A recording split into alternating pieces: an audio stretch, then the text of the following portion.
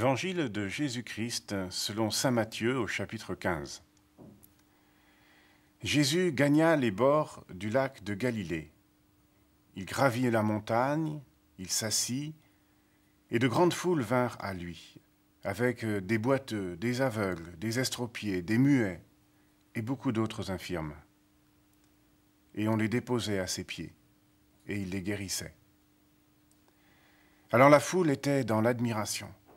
En voyant des muets parler, des estropiés guérir, des boiteux marcher, des aveugles retrouver la vue. Et ils rendirent gloire au Dieu d'Israël. Jésus alors appela ses disciples, et il leur dit « J'ai pitié de cette foule. Depuis 3 jours déjà, ils sont avec moi et ils n'ont rien à manger. Je ne veux pas les renvoyer à jeun. Ils pourraient défaillir en route. » Les disciples lui disent « Mais où trouverons-nous dans un désert assez de pain pour qu'une telle foule mange à sa faim ?»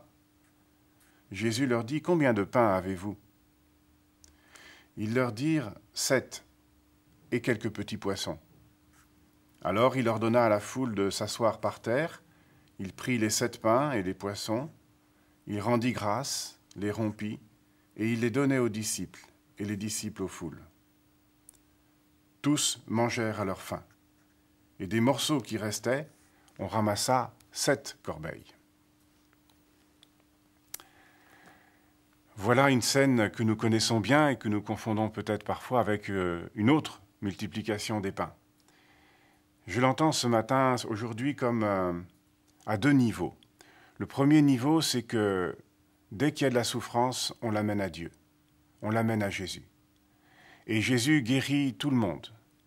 Et Jésus vient donner aux hommes la guérison du corps, la guérison du cœur, et amener tous les hommes à voir en Dieu celui qui peut guérir. Et je pense que dans notre monde où il y a tant de souffrance, il nous faut aussi nous-mêmes nous établir dans cette image que Dieu vient guérir. Mais je crois qu'il y a beaucoup plus aussi dans cet épisode. Lorsque les boiteux sont guéris, les muets parlent, les estropiés, etc., ils rendent gloire au Dieu d'Israël. C'est-à-dire que tous ces hommes découvrent non pas simplement Dieu, mais ils découvrent le Dieu d'Israël. C'est-à-dire qu'ils découvrent comment Jésus est en train de donner l'accomplissement de toutes les Écritures d'Israël.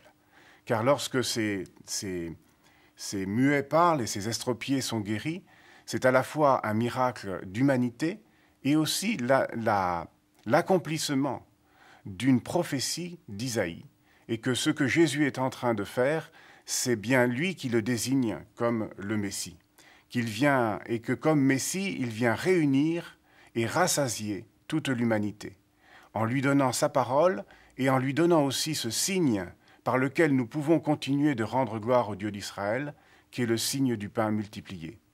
Et à travers les chiffres symboliques de cette multiplication des pains, il y a comme un signe qui est donné pour les non-juifs d'une nourriture qui est dans le Christ. Et cette nourriture, elle est donnée par l'intermédiaire des disciples. Jésus fait asseoir toute la foule.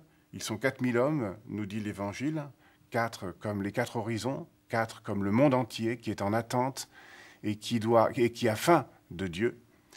Et cette nourriture est donnée par Jésus aux disciples. Et les disciples la donnent aux foules.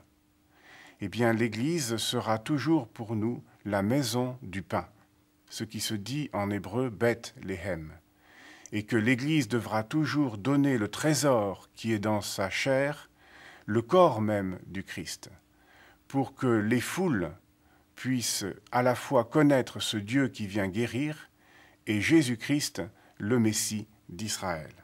Eh bien, puissions-nous être heureux d'appartenir à cette Église, de recevoir sa parole, de nous nourrir de ce pain pour pouvoir donner nous-mêmes ce que nous recevons.